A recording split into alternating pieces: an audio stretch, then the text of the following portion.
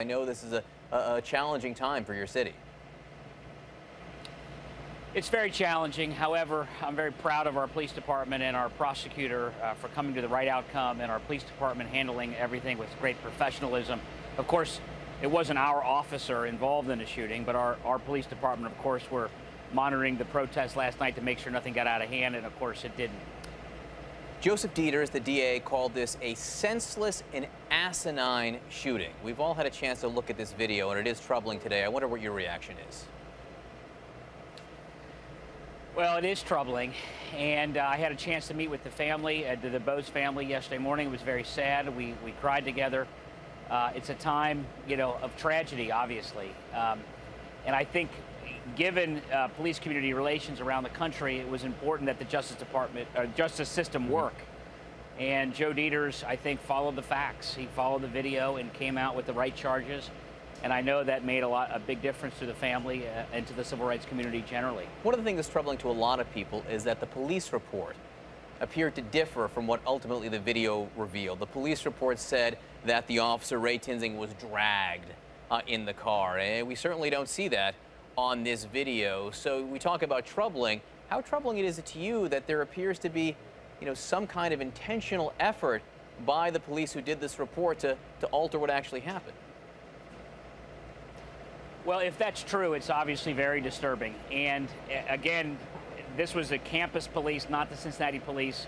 In fact, over the last year, with issues going on in Baltimore and in Florida and in St. Louis and Ferguson, our police community relations have been touted across the country as a role model. And so our police officers, in my opinion, would not have stopped somebody for a front license plate and would not have escalated the way this escalated.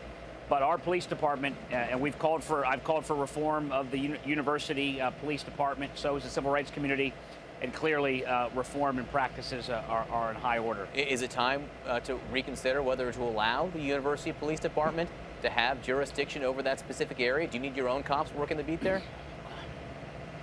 Well, that's certainly going to be one of the questions that we're going to have to tackle in partnership with the University of Cincinnati, which is obviously a very important partner with the city of Cincinnati. It's a huge university, a wonderful university, and this is obviously a tough time for them. We went through tough times in Cincinnati in 2001, and we came out with this thing called the Collaborative Agreement, which is held up as a role model around the country. And we, at a minimum, will require that the UC follow all of those practices and procedures in the future. What's your message to people in the community who look at this and say, not again? I mean, not again. We have this video of a white officer, albeit a campus officer, shooting an unarmed black man in the car there. How do you convince the community that things are going to get better? Well, first of all, any institution that is done by human beings is going to have error and problems. And the question is, when those horrible things happen, are people held accountable? Remember, in the Garner case in Staten Island, there wasn't even an indictment, and most people who saw the video thought there should be.